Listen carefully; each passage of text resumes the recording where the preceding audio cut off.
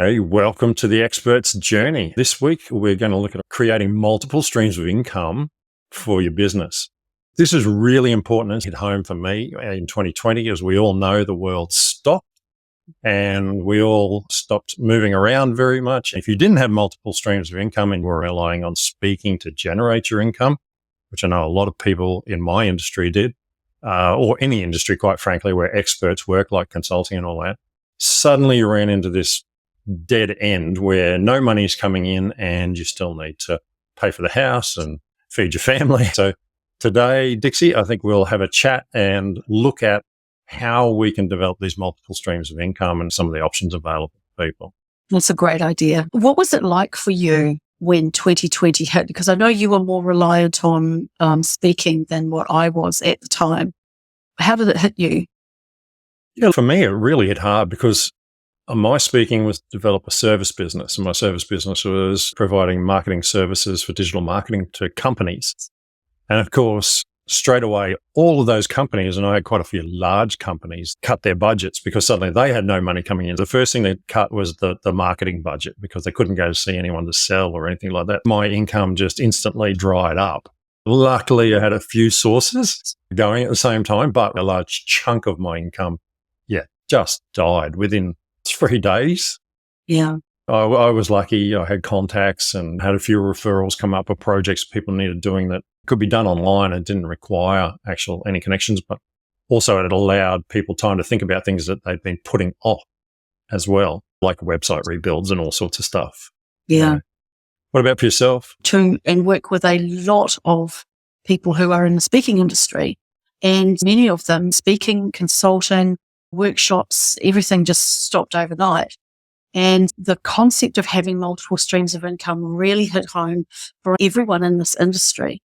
You know, you can't rely on just allowing yourself to be a keynote speaker or just a workshop trainer. And we've got an interesting situation I was hearing about the other day where some training companies have had a lot of their budgets cut by government. And so if they're reliant on government subsidies for their training, then all of a sudden they've got no income. So you have to think about all your strengths. What are all the things that you could do with your knowledge, and how can you spin that so that people will pay you to help them? I had one author that I'm working with at the moment who started doing walking and talking. That turned into walking, talking, consulting time, which was a brilliant way to start pivoting into a whole new area of her business. And she had sold her business just prior to the lockdowns. So she was okay for riding out some of the storm, but she still felt really useless, or she defined herself by being able to go and work every day. So when you suddenly have that taken away from you as well, it makes you realize the concept of retirement in our industry might not be as much fun as we think it is. So having multiple ways of capitalizing on the knowledge and the expertise you have beyond a book and beyond a speaking engagement is really critical. What did you do to resolve the lack of speaking, the lack of inquiry, the phone's not ringing? I'll just tell you a funny story before I go. The funny thing was I'd given a speech about 6 months before the pandemic to a group of professional speakers.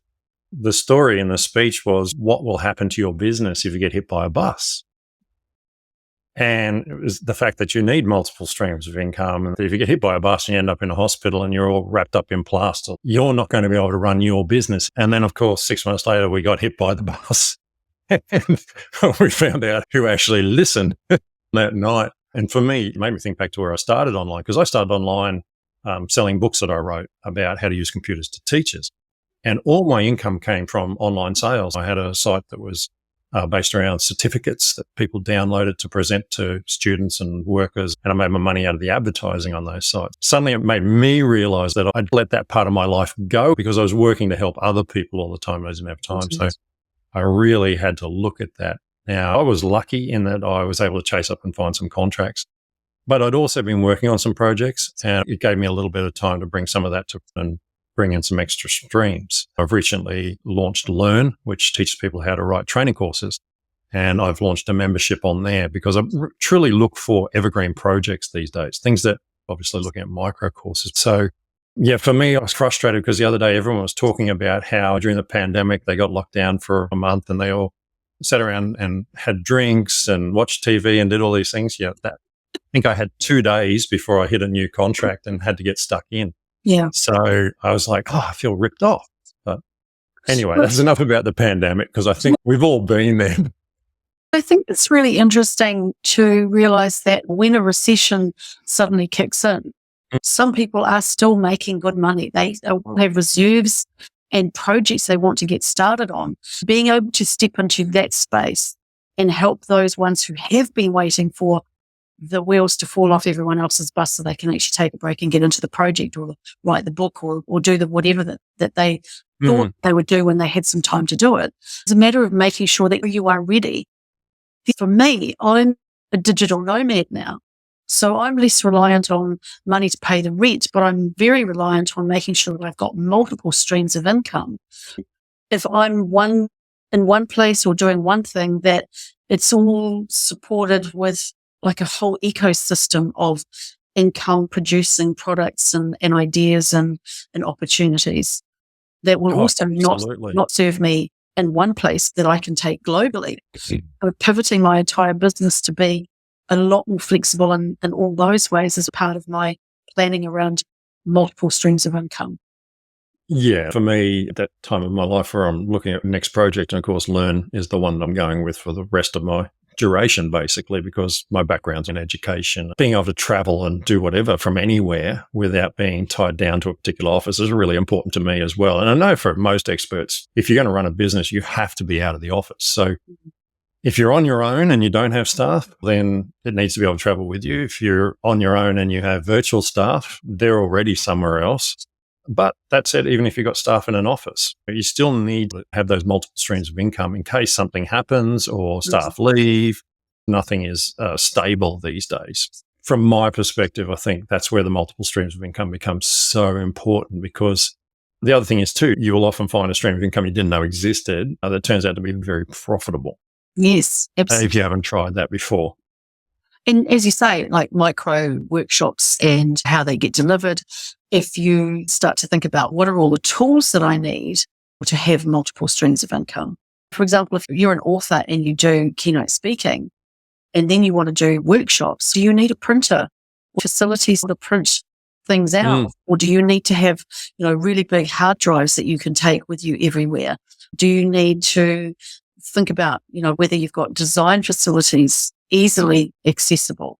What are all of the additional things you might need to create an additional side hustle or product from what you're already doing? And look, the virtual world does bring a lot of that more easily because we can do webinars, we can do videos, we can have a YouTube channel. There's so many things we can do. But there's always times when you're going to need that physical content as well. So you hit on an interesting thing just before where you said that originally your business was about people being able to download certificates. If you could make a list of 10 things that you could do from one source of knowledge, what would be some of those things on that list? Oh, there's so many. But I suppose if we were to start from a book, it's a good chunk of knowledge. Or we could start from a video. But if I had a book, then I would create some videos because it's easy to stand there in front of a camera and read an auto cue or even read the book to create some content. And then from video, there's so much you can do because you've now got an audio file. An audio file can be transcribed. So that's different to what's in the book probably because you're speaking rather than actually reading necessarily. And then that text content can be blown out into so many products. I've got mini courses, PDF downloads. You can create worksheets to go with chunks of it as well. They're really useful. And people buy worksheets. You can create templates that people use to do that job that they can apply in their business. And they're sold as well. People often sell really good quality templates to help you apply their methods or just to support their theories and frameworks. White labeling is a really big thing now. Yes. Yeah. And you've got audio books. Video shorts is a really interesting one. I watch my daughter. She's very successful on YouTube and Instagram. And the reels, I noticed she was doing the reels and I was like, oh, okay, so I got to try some reels. So I did some reels, but then I put them on YouTube as YouTube shorts. And suddenly it's one little 15-second thing is getting 2,500 views. Well, and that's within the first 24 hours. And you're like, oh, okay, how easy is it to get in front of 2,500 people in 24 hours? It's not easy to get that many people in one room. In Australia is not common. And these little micro products that come off one big one. And there's obviously AI tools that will cut video and do all those shorts for you. In my case, you can take a book and then create a micro course and then have a membership, which is the next level up. So do the micro course and join the membership, which is basically what I've just launched for writing micro courses. The membership is where you mix with other people doing the same thing and you support each other, and you as the expert help everybody as a group, because groups, obviously you get to leverage your time. Yeah. But then you can jump up to a mastermind group where you take people who want to move into more depth in that area. And because it's a mastermind group, it's a smaller group, so you can charge more for it. The more personal time someone gets with you, the more you can charge. Mm. I think I heard it first from Dan Kennedy that when someone buys a book, they pay, say, $30. If they buy the course, they pay $100. If they join your group, it might be $150 a month. Mm. If they want to go into a VIP group, it might be $1,000 a month for, say, 10 people. But if they want to be one-on-one with you, it's $1,000 an hour. Yeah. Because suddenly they're getting the absolute best information about their specific problem rather than a group problem. All of these things are different streams of income. We can take one thing and step people up into other streams of income, or we can create one big group. So I'm trying to create one big group of people interested in producing courses at $100 a month. Mm. I'd like to grow that to 1,000 people, and I've got lots of stuff included in that. You don't have to give away more of your time if you don't want to, but you can choose to. Mm. And you might find people come to you and say, I'd like this. So they almost say, hey, I'm another stream of income that you can tap into if you want to. But you still get to choose that. I think that sometimes people get freaked out, and I do it myself. Fear of success can hold you back really bad, especially when it comes to creating multiple income sources. I think you have to get past the limitations of that and deal with your imposter syndromes, and then also make friends with the concept of it's okay to make $1 million. I would be a happy millionaire. Takes a different mindset than someone constantly trying to create new things. You have to make friends with money. You have to make friends with success as a concept and get really friendly with that. Get really relaxed with your own levels of success as part of dealing with imposter syndrome. One of the other things I think you can do is, or what you need to be doing is thinking long term. Instead of thinking, I'm just going to do this because this is one thing that I'm interested in or one thing I know. Like I have a lot of people come to me and say, I want to write a book. And often I'll say, well, that's great, but what's going to be the long game? What will be the second, third or fourth book? Sometimes you really need to be thinking in terms of, I'm going to write a book, and then I'm going to write a workshop, and then I'm going to deliver keynotes, and then I'm going to make sure I've got a series of videos that support what I'm trying to teach. People can sign up for this. Then by then I'll be ready to write my second and third book. And there is a long game. I think in this industry, you have to be thinking 5 to 10 years ahead and saying, if my knowledge continues to grow and my ability to continue to share that knowledge exponentially grows, then I really can go all the way with this, not just, well, I'll do this for now until something else comes along. Oh, absolutely. I think a lot of people look at the short-term plan more so than they look at the long-term plan. And if you really look at some of the great books, How to Win Friends and Influence People has a massive business built off the back of it. And it's not just about the book. The book is the entry point, really. You've got the face-to-face training. You've got the sales training. You've got all these other streams of income that actually came off the back of that book. Same with the 7 Habits of Highly Effective People or any Anthony Robbins book. I'm using, obviously, business books here. There's, the E-Myth. How many versions of the E-Myth is there now? That's a smart one. Yeah, exactly, because they've written one for tradesmen. They've written one for accountants. They've written one. And each one is a different stream of income. People often see their book as, this covers everybody. And it's actually, no, you can actually take this, even just a book, and make it into separate streams of income. And we've seen that with people who basically reinvent their audience, not the book.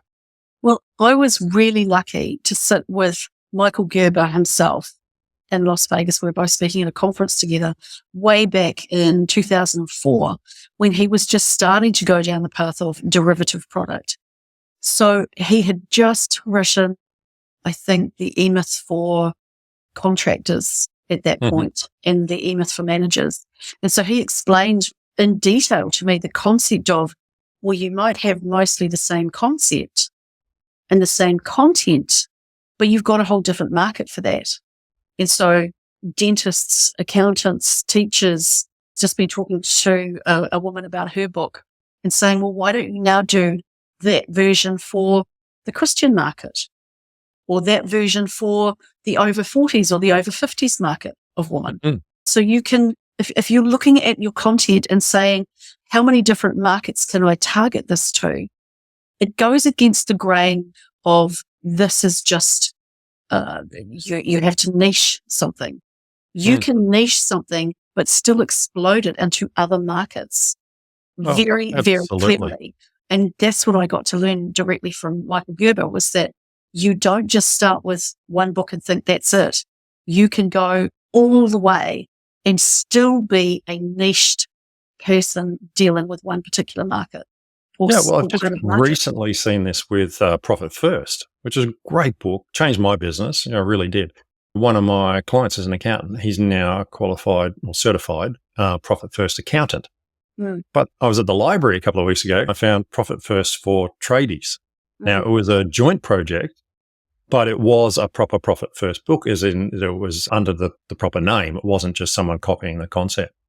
People are still doing this. It's still there to be had. I mean, I sat down one day and I wrote out a list of products that you could make from, say, one video. And I think I got up to 100 different products. Wow. I've seen longer lists, but at 100, I got tired of writing. There's just so many things, because if you've got the content there, and a video is obviously an easy one because it's a lot less work than writing a whole book. But, you can sit there and talk about something and then transcribe it. And from there, you can just pull it out to everything from wall posters that have little sayings or little diagrams or whatever. There's just so much stuff. I suppose as a former teacher, to me, when I went through Teachers College, they actually taught you how to make all that stuff. We had to make our own stuff. There was no real printing even. Photocopiers were restricted. That's probably the best way to put it.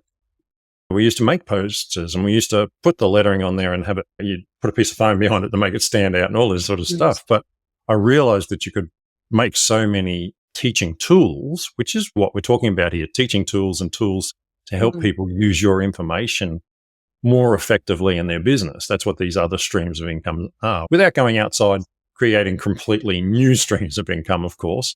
That's a whole nother thing. Some people are good at that. They can create multiple businesses. Me, I'm not that smart. I'm doing one thing or I'm failing. Well, one of the things that we've talked about in a previous episode is the concept of having a call to action throughout your book. But you can also have other things throughout your book, like we talked about isms. So you can have all of your specific sayings or all of your, how you end each chapter might have a checklist, for example. You can do all of these checklists and then turn that into a book of checklists or a journal that goes with the book, or a workbook that goes with the book. That is also just a derivative of the same information that's in the book, but it sits side by side, hand in hand with the main book.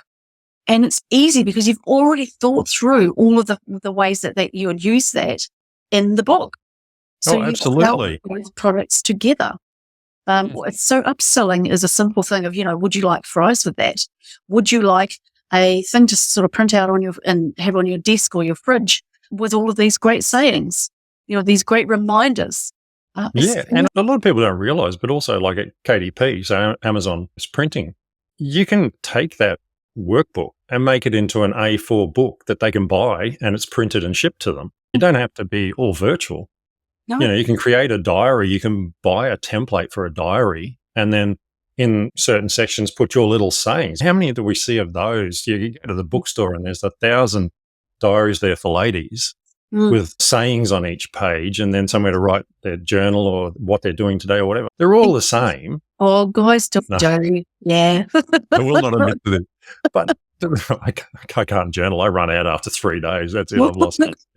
But the point is that you can get these templates and then customize them with your own content in literally a day. You go into Etsy, you can buy them there. Go into Canva, they're already there for half of the planners and layouts. And you put your own sayings on them and you compile them as a book and then upload them and sell them. And you can have them printed out and you can sell them from stage if you're a speaker. So we are very limited in our thinking that publishing is something that's this big thing. But we can take stuff that we've got and get it published easy these days. Even Officeworks, you can literally upload it online. They'll print it out and spiral bind your workbook for you and you just go in and pick it up. There's so much that you can do to make extra streams of income that look super professional. People say to me, oh, should I have a whole lot of photos in my book? Well, maybe a couple of photos in your book, but why don't you take all of those photos and turn them into a calendar or a book that's just the photos or a set of screensavers with all of your isms, your own sayings on them. Again, you don't have to limit yourself to just book product either. You could do, I know an author who does coffee mugs and t-shirts with her particular sayings on. And that's on her website and she has the books about them. There's all these other cool, fun things. So the sky is the limit. But first you have to start with a book and a concept of what you want to do with that. Think long term, go back in and say, what are all of the ways that I want to reach this market? Or how long? Thinking long term again, what exactly is the opportunity? It's smorgasbord here. Yeah, I use Redbubble and Printful, which you may or may not have heard of. But they're a print-on-demand company that do everything, T-shirts, mouse mats, mugs, everything.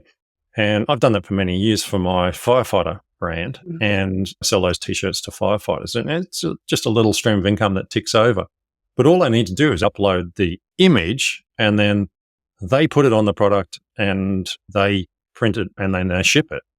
Yeah. Now, anybody can add a stream of income so they have like wall posters, mouse mats, bath mats, caps, you name it. Go and have a look at Redbubble. And it literally costs nothing to have a store on there. You just sign up, upload your images, it adds it, you move them around where you want them on the actual item.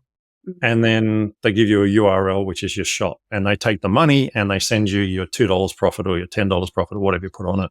Yeah. So you can so easily add extra streams of income to what you're doing if you want to. And as I said, they can be totally out of the realm of what you're doing as a professional. They can be a hobby if you want to, but it's just there for you these days. There's so much opportunity, especially if you can hit a good niche that loves to buy that stuff. We all know people like to buy candles, for example, or they like to buy sayings and that sort of stuff. People do. They buy this stuff and it's a big market. It's a huge market. You only got to go to the farmers markets and all those and you'll see the same products repeated over and over with different themes. It might be a surf theme or it might be a farm theme or it might be but it's the same stuff. It's still the cutting board. It looks like a surf cutting board. Imagine having one of your own isms printed onto a tote bag that is available at the conference that you're going to be speaking at and that you sponsor the bags, make sure that the bags are these little, basic little tote bags with your Brad Hauck saying on it. And everyone's walking around the conference with one of these and it looks like it's come straight out of your book. Yeah. And actually I saw an ad for one on Facebook the other day of a company that just specializes in doing just the tote bags with and they do like hundreds of them for you. And it was like $3 each, which is a small investment if you've got the right marketing behind it and you think about how you're going to use it. If you're just giving them to people, but if they're on everybody's chair with other people's stuff inside, everybody likes a tote bag. They're useful. And if you've got, the solution of the tote bag is a sponsorship item for the conference and it's only $3 each and you're only doing like 100 of them, $300. Yeah, exactly. And you can get them shipped there so you don't have to carry them, even better. Exactly. So there's so many ways. Oh, look, it's one of those topics that's never ending. And I've no doubt that we'll touch on this in future episodes. But the key thing, I think, the message that I wanted to get across to people today is that you must have multiple streams of income. You never know when that bus is going to hit you. Mm. And if all your streams of income rely on you being there, which of course brings us to the whole thing of paid advertising, but I'm going to leave that, I'm putting that away for now.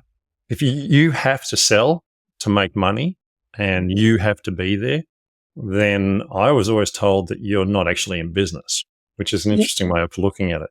So if you can't be there, you're not in business. Yeah. Which is scary. Michael Gerber said it brilliantly. You don't have a business, you have a job, and your boss is an idiot. Absolutely. And look, we're all idiots at different times as we evolve. There's no doubt about that. But you need to have these multiple streams of income. It's just so important, because if something goes wrong or if you get sick or need that money coming in, you need to be protected. Listeners need to think about it this way. It doesn't take a lot to set up another spinning plate. And if you watch anyone who does the spinning plates thing, you set it up, you set it spinning, and then you go on to the next one. And the plate that you've set up spinning is going to keep going and going and going, as long as you just keep every now and then going back and just giving it a little twist. Oh, that's a great idea. I can see that visually. Yes, exactly. So spend your life setting up lots and lots of spinning plates. Some of them will still crash, but them will keep going, less effort than what you think it's going to be when you look at them all, when they're all complete. So yeah, and especially with the tools that are available to us online now. There's so much stuff that used to be like a major hassle, like printing, for example. Now it's all gone. Upload the file, walk away. It's just so much easier for everybody to do this. I just don't think they think about it enough, or they think it takes too much work. But look, I encourage everybody to just go out there and investigate some of these things like Redbubble, KDP, Amazon printing, like those sorts of things where you can leverage their platforms, their tools to easily add other streams of income to what you're doing.